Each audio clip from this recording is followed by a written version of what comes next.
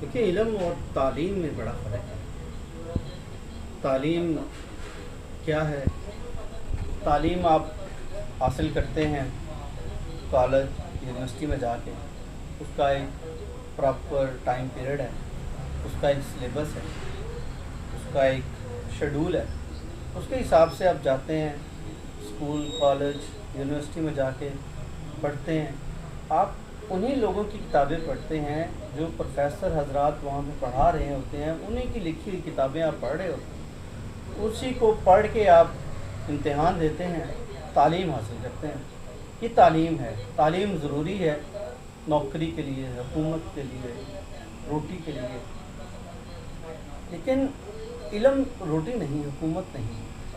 ضرورت کا علم اور چیز ہے اور علم کی ضرورت اور چیز ہے، ان دونوں میں بڑا فرق ہے۔ زمانے کے معلم مکتب سے نہیں رحمان سے علم حاصل کرتے ہیں، اسی لیے تو کہتے ہیں پیغمبروں کی باتیں باتوں کی پیغمبر ہوتی ہیں۔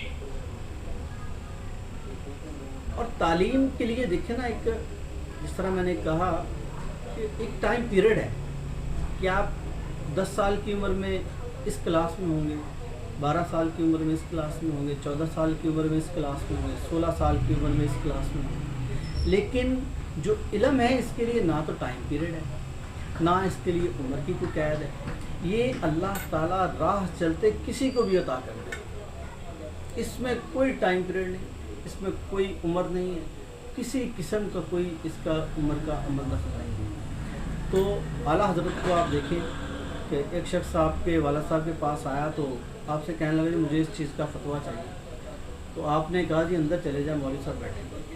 تو وہ آپ اندر گئے تو اندر کوئی بھی نہیں تھا، وہ باہر آیا تو اس نے کہا کہ اندر تو کوئی بھی نہیں ہے، بھائی مولوی صاحب اندر ہی۔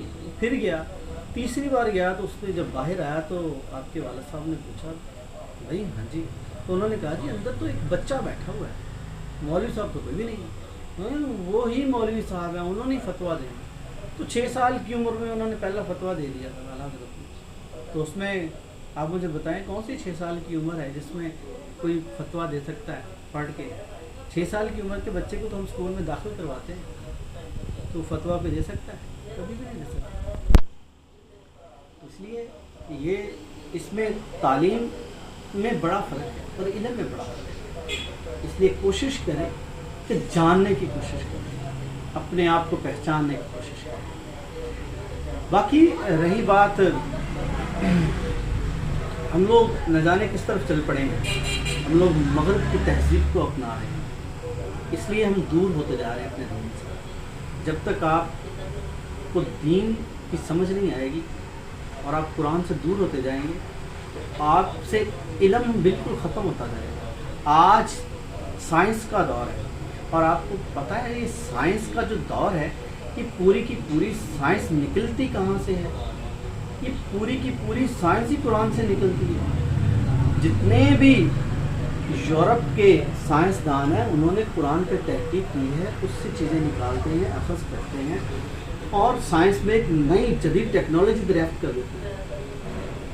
ہمارے علماء کرام محنت ہی نہیں کرتے، قرآن میں غور ہی نہیں کرتے۔ افلا یتدبرون القرآن ام علی قلوب اقفالها، کیا یہ لوگ قرآن میں غور نہیں کرتے یا ان کے دلوں پر قفل پڑے ہوئے ہیں؟ واقعتاً قفل پڑے ہوئے ہیں۔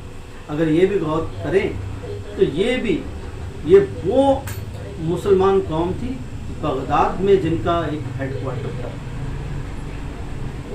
یہ بڑے بڑے جتنے بھی آپ دیکھیں علماء کرام تھے، بڑی بڑی لائبریریاں تھیں وہاں پہ اور بڑی بڑی کتابیں لکھی مسلمان سائنسدانوں نے، جہاں سے انگریز پڑھنے آیا کرتے تھے۔ بس اللہ تعالیٰ ہدایت فرمائے جی ہمارے علماء کرام کی۔